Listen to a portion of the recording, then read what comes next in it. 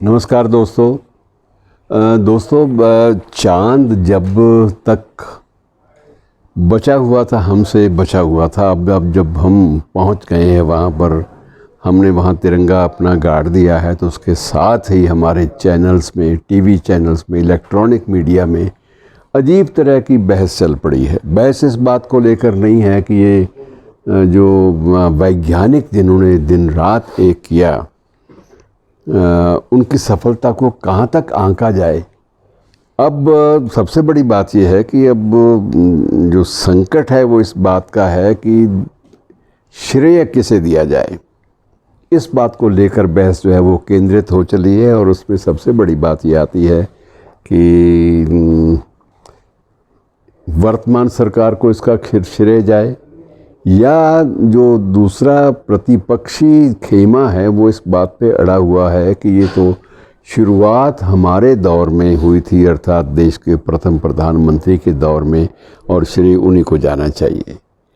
लेकिन ये एक अदना सोच है, ये एक बौनी संस्कृति का प्रतीक है जो चाहे अनचाहे हमारे मीडिया में अपना घर करती जा रही है। ये बहुत एक गलत किस्म का दृष्टिकोण है, नज़रिया है, जिससे बचा जाना चाहिए था।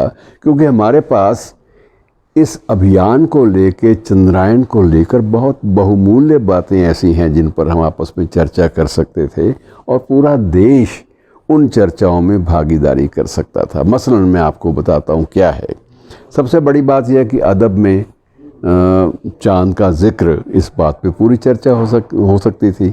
दूसरी बात जो इन दिनों में दिलचस्प चर्चा का मरकज़ बनी है वो ये भी है कि अब करवा चौथ आ रहा है। हमारी सुहागिनें जब तक चांद का चेहरा ना देख लें तब तक वो अपना व्रत जो है उसको तोड़ती नहीं है। तो अब करवा चौथ जो है, इस मौके पर अपना व्रत को तोड़ने वाला जो संकल्प है कैसे पूरा कराएगा?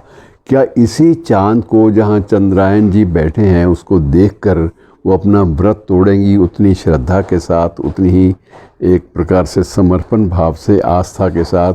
ये चीज़ें बहुत छोटी छोटी बातें हैं जिनको तर्क की कसौटी पे कसने की बजाय आप इनका आनंद लीजिए कि कितनी सुखदायी चीज़ें हैं। दूसरी एक और जो सुखद अनुभूति होती है कि चंद्रमा को लेकर हमारे यहाँ इतना ज़्यादा साहित्य रचा नहीं गया, जबकि एक मैं आपको एक नज़रिया दे रहा हूँ दूसरा बिल्कुल विपरीत इसके बरक्स।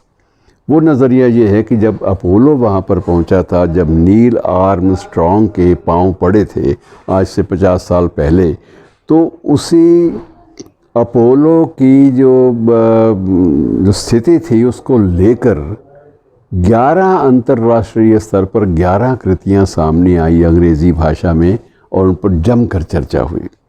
लेकिन अब स्थिति यह है कि अब चर्चा का नाम हमारे यहाँ होता नहीं है। हम अब तक चांद पर शायरी में या तो उलझे रहे या चांद पर बहस में उलझे रहे, और कभी हमने ये भी कल्पना कर ली कि वहाँ जो एक बुढ़िया बैठी है वो चरखा काट रही है, चांद के बीच में जो दाग या धब्बे दिखाई देते हैं उनको हमने उस बुढ़िया के साथ बांध दिया, और कुछ एक शायरी की बातें होने लगी, 14वीं का चांद हो या आफताब हो। अब परमात्मा जाने कि नए चित्रों को देखकर 14वीं के चांद की परिकल्पना को कहीं हम लोग खारिज तो नहीं कर देंगे। शायर लोगों का क्या है, नई कुछ चीज़ें सामने आ जाएं, और वो भी है। लेकिन अदम की बात याद रखिए कि अदम ने दो बातों का जिक्र ज़रूरी है, एक अदम के एक शेर का और एक कासमी साहब के शेर का, अहमद नदीम कासमी। अदम ने कहा था कि चुभती है कल्बो जाँ में सितारों की रोशनी, चुभती है कल्बो जाँ में सितारों की रोशनी, ऐ चाँद डूब जा कि तबीयत उदास है।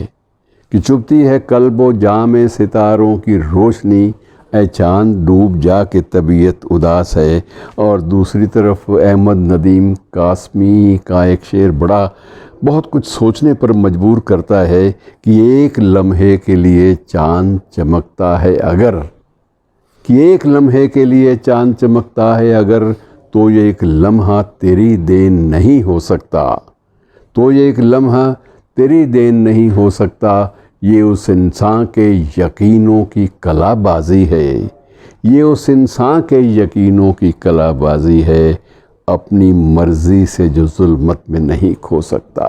तो हमने शायरी तो बहुत की, लेकिन क्रियात्मक रूप से किसी कृति के रूप में चांद के ज़िक्र वाली बातें जिसमें शामिल हों, ऐसी कोई कृति हम लोग नहीं दे पाए।